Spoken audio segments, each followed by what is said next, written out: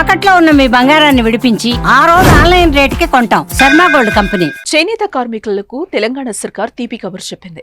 ఎన్నికల్లో ఇచ్చిన హామీ మేరకు ఇప్పటికే రైతన్నలకు 2 లక్షల మేర రుణమాఫీ చేసిన రేవంత్ రెడ్డి ప్రభుత్వం ఇప్పుడు నేతన్నల రుణమాఫీకి గ్రీన్ సిగ్నల్ ఇచ్చింది.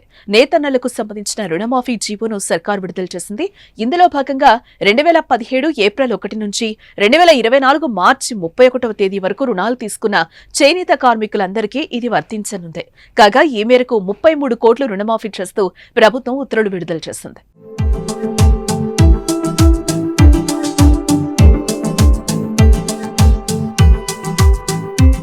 ఇదిలా ఉంటే నాంపల్లి ఎగ్జిబిషన్ గ్రౌండ్స్ లో అఖిల భారత పద్మశాలి మహాసభకు ముఖ్య అతిథిగా సీఎం రేవంత్ రెడ్డి హాజరయ్యారు. ఈ సందర్భంగా పద్మశాలీలపై సీఎం రేవంత్ రెడ్డి వరాలు కురిపించారు. పద్మశాలీలు ఆర్థిక, రాజకీయ, ఉపాధి, ఉద్యోగపరంగా అభివృద్ధి చెందేలా క్రియాశీలక నిర్ణయాలు తీసుకునేందుకు తమ ప్రభుత్వం సిద్ధంగా ఉందని రేవంత్ రెడ్డి తెలిపారు. రైతన్నలకు ఎంత ప్రాధాన్యత ఇస్తున్నామో నేతన్నలకు అంతే ప్రాముఖ్యత ఇవ్వాలన్న విధానపరమైన నిర్ణయంతో పనిచేస్తున్నట్లు చెప్పుకొచ్చారు. పద్మశాలీలు ఆత్మగౌరవంతోనే కాదు త్యాగంలోనూ ముందుంటారని కొనియాడిన రేవంత్ రెడ్డి పద్మశాలీలను గత బీఆర్ఎస్ ప్రభుత్వం విస్మరించిందని ధ్వజమెత్తారు. టైగర్ నరేంద్ర త్యాగం లేకుంటే మలిదశ తెలంగాణ ఉద్యమం ముందుకు సాగలేదనేది నిజమని చెప్పుకొచ్చారు.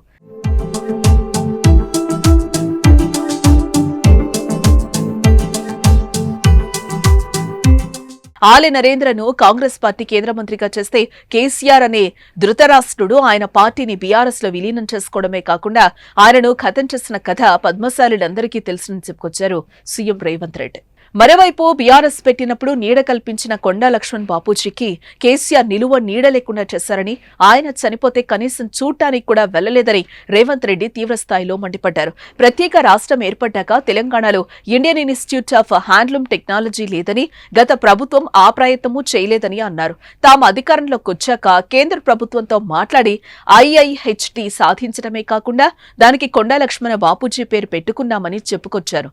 తెలంగాణ రాష్ట్ర సాధనలో ఆదర్శమూర్తిగా నిలిచిన లక్ష్మణ్ బాపూజీ పేరును ఆసిఫాబాద్ మెడికల్ కాలేజ్ కి పెడతామని రేవంత్ రెడ్డి ప్రకటించారు. ఇక మహారాష్ట్రలోని షోలాపూర్లో తెలంగాణకు చెందిన పద్మశాలీలు చాలా మంది ఉన్నారని, అక్కడ పద్మశాలీల ఆత్మగౌరవాన్ని నిలిపేలా మార్కండేయ భవనం నిర్మాణానికి ₹1 కోటి ఇచ్చి సహకరిస్తామని సీఎం రేవంత్ రెడ్డి హామీని ఇచ్చారు. ఆర్థికంగా, రాజకీయంగా, ఉద్యోగపరంగా, విద్యాపరంగా ఈ ప్రభుత్వం మీకు అండగా నిలబడుతుంది. సోదరులారా, మీరందరూ యునైట్ కాండి, మీరందరూ ఏకమై ఆలోచన చెయ్యండి. మీ మేధావులతో ఒక కమిటీ వేసుకోండి. మీ పిల్లల చదువుల కోసం, వాళ్ళ ఉద్యోగాల కోసం, మన కుల వృత్తి కోసం, మన చేతి వృత్తుల కోసం ఏ రకమైన నైపుణ్యాన్ని పెంపొందించాలి, ఏ రకంగా స్కిల్స్ని మనం నేర్పించాలి, ఏ రకంగా వాళ్లకు ఉజ్వల భవిష్యత్తును అందించాలనో మీరు ప్రణాళికలు సిద్ధం చేసుకోండి. మీ సామాజిక వర్గంలో ఉన్న IASలను చదువుకున్న వాళ్ళని అడగండి, వాళ్ళ ఆలోచన తీసుకోండి. ఆ ప్రతిపాదనలు రాష్ట్ర ప్రభుత్వానికి తీసుకురండి. ఖచ్చితంగా మీకోసం నిధులు కేటాయించి మీకోసం విధానపరమైన నిర్ణయాలు తీసుకోవడానికి రాష్ట్ర ప్రభుత్వం సిద్ధంగా ఉన్నది.